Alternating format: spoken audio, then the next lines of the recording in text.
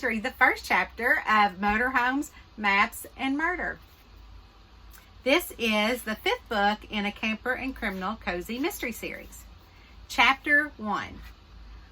Why didn't they teach us about this in school? I asked Queenie French, who was standing over the conference table in the Normal Public Library, about the history of the Battle of Camp Wildcat. She didn't stop looking over the map of the Daniel Boone National Park where the Battle of Camp Wildcat had taken place during the Civil War. They oughta, since it happened right here in our state. She shook her head, and a strand of her short blonde hair escaped from a bobby pin. She pointed to the Chautauqua Trace National Recreation Trail near the Happy Trails campground, the campground that I owned and operated and called home. That there trail played a big part. She pulled the bobby pin from her hair and pried it apart with her teeth and her fingertips before she snugged the wayward hair to her head.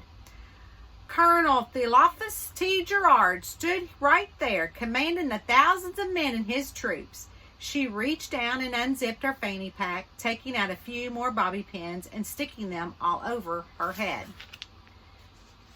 You put this reenactment on every year during the spring? I questioned the accuracy of the event since the real battle took place the morning of October 21st, 1861. At least that's what I'd read in the Normal Gazette, the local newspaper, in the section where they had been featuring the reenactment to help spread the word. Her lips pressed together as she stood up straight, pushing the orange headband up on her forehead a little more. During the spring was when they got word of the invasion. It took all summer to gather the troops and get them in position. Our first few reenactments used to be in October on the actual battle day, but the weather gets so wonky around here that every year it was either raining or snowing, making it hard for everyone to sit out all day long. Then she laughed. You should have seen old Henry the last year we had it in October. She was talking about my handyman at Happy Trails. It was cold as all get out, and he nearly froze to a popsicle while he laid there for 4 hours. He was the first one dead. What? I had never been to a reenactment, much less participated in one. All of this just seems so fascinating to me. What do you mean by what? Her eyes lowered, giving me a look. You mean to tell me you ain't ever seen a reenactment before? Well, I have in the movie Sweet Home Alabama with Reese Witherspoon, I shrugged, and tucked a piece of my long curly hair behind my ear. You're in for a treat. A young woman I recognized as the cashier from the Tough Nickel thrift shop strolled into the conference room. She had a map in her hands and laid it on top of the one I was looking at. Then you've seen enough of a reenactment to know that people from both sides are shot, and they have to lay there until the battle is over. It's a real reenactment with guns and everything, May. She said my name like I should have known her better. Well, this is why I said it should have been taught in school, I said, turning my attention back to the script that Queenie had given to all the actors. And I used the term actor very loosely, meaning me. I figured you'd been gone from Kentucky too long to play a good role like a nurse. So I have you playing the role of watering the horses for the soldiers near the campsite. She handed me an apron that had seen much better days. You'll put this over top your uniform, she said. Reporting that there's no signs of typhoid fever, smallpox, mussels, diarrhea, pneumonia, or malaria, the young woman said as she saluted Queenie. Queenie beamed. You're the best nurse in this war, Queenie said as the two of them embraced. I'm May West. I introduced myself to the young woman properly. I've seen you at Tough Nickel thrift store. Oh, yes, I've seen you come in there a time or two, she said, smiling, waves of her short brown hair framing her face. She had side bangs that swept to show off her pretty blue eyes. I'm Julep K. Knox, she said.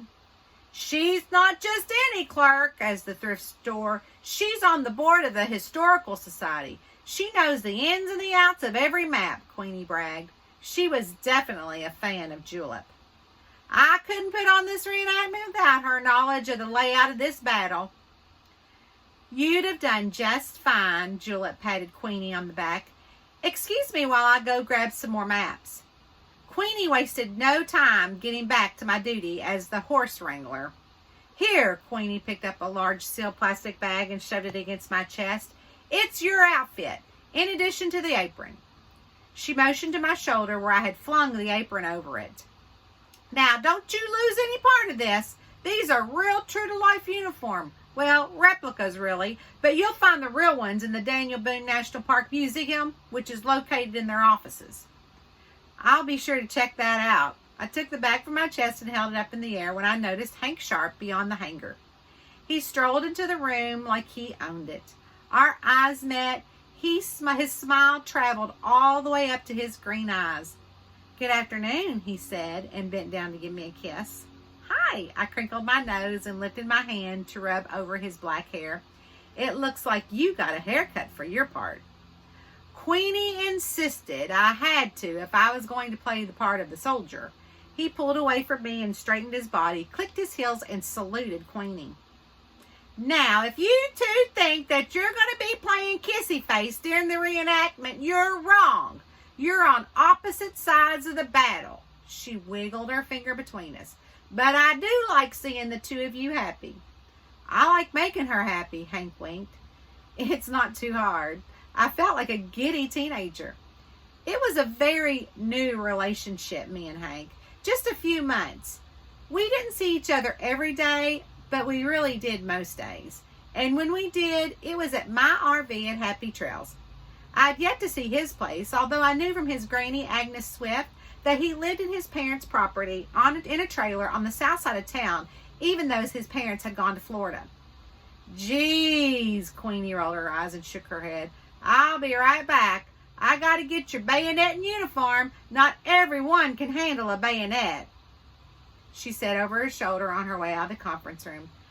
I'd been in Normal for about 10 months and never thought I'd find love, especially in a campground in Kentucky.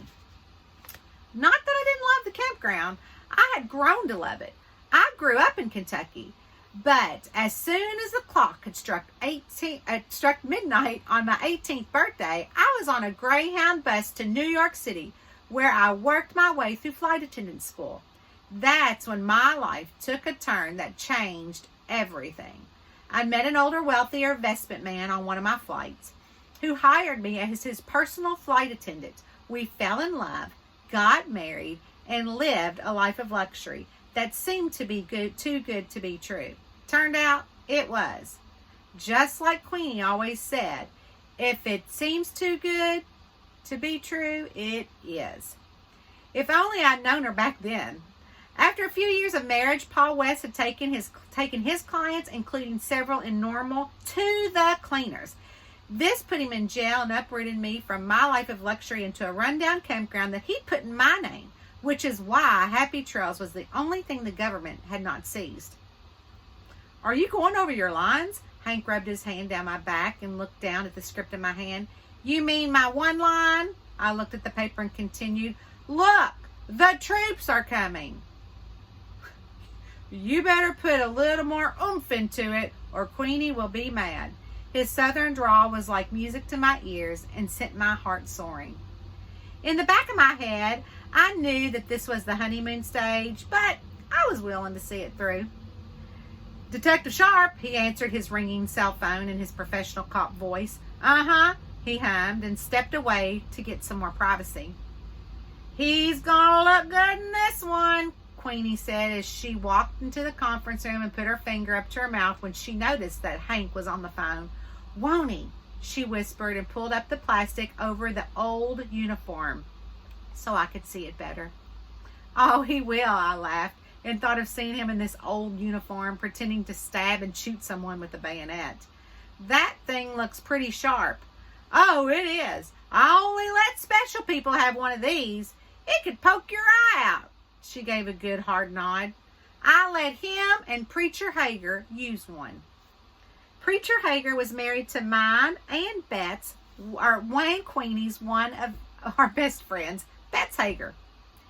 If you can't trust a cop and a preacher, who can you trust? Listen, I gotta go.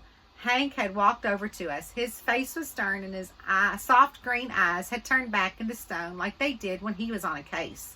He kissed my forehead while putting his phone back in the pocket of his pantsuit. I'll call you later.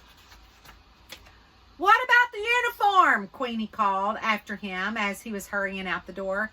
I'll get it before the reenactment, he assured her as he called over his shoulder. Well, I guess I can give it to you. She held the uniform back in one hand and the bayonet in the other.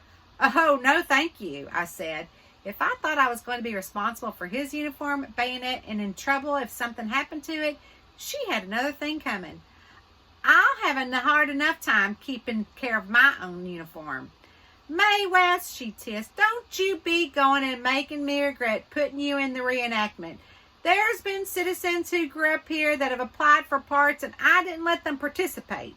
She looked at me from underneath her brows. Do you get what I'm saying? I'm honored, I said. I wasn't about to let that 60-year-old widow down. She'd seen enough trouble in her life. But I don't want that thing in my possession, I pointed to the bayonet. The doors of the conference room opened and all the reenactment actors filed in, ready to get all of their equipment for tomorrow morning's big performance. One line! Queenie used her hands to gesture like there was an airplane runway in front of her. Give me your name and I'll check it off. Julep came back in with a bunch of maps. Queenie ended up having me check off each person's name on the list as she handed them their uniform, and Julep gave them a map and a script. During my 10 months in Normal, I'd made it a mission to undo all the wrong Paul West had done now that he couldn't do it since he'd been murdered. That's another story for another time. Did you see Lester Hager come in here? Queenie bit her lip and looked back towards the door after the last actor had left. There was one outfit with the bayonet left, and Preacher Hager's name was the only one not marked off the list. I didn't, Julep shrugged. I didn't see him either, or Bets. My brows furrowed, realizing it was odd that Bets hadn't shown up, even though she didn't have a part. She usually attended all community events, being a successful businesswoman and the preacher's wife and all. I parked by the laundry club. If you'd like me to take it to Bets, I suggested, since I figured Bets was there doing the books for the laundromat since it was close to tax season, something that she'd been complaining about for a while. She's not there. Abby Fawn, the librarian, was picking up little styrofoam cups and stray napkins from around the room. She called. She and Lester have all them Bible-thumping women from the church at the jail trying to get them prisoners some religion. She threw the trash away and walked over to get the sealed plastic bag and bayonet. All righty, I guess I'll have to give it to him in the morning at the reenactment. Something that I never do. But since it's Lester, I'll make this exception. Queenie hung the uniform on the back of one of the conference chairs and leaned the bayonet against the table. She removed all the bobby pins from around her head and ran her fingers through her short hair, fluffing it up on top. She put the bobby pins in her fanny pack and adjusted it around her waist while she glanced over the list of actors. I think the reenactment committee did a really good job of coordinating everything. This went much smoother than last year, Julep mentioned while Abby nodded in agreement. I'm sure everything will go perfectly tomorrow. Abby took her phone out and started typing away. She was so good at social media and used that phone to spread the word about everything going on in Normal. I hear we're expecting a few thousand people, the biggest turnout we ever had, Queenie nudged me.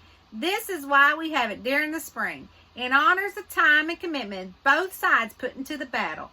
Plus, the weather is nice, which means a great turnout and more donations for Camp Wildcat Preservation Foundation, which we could use the money to teach our youth about our great state.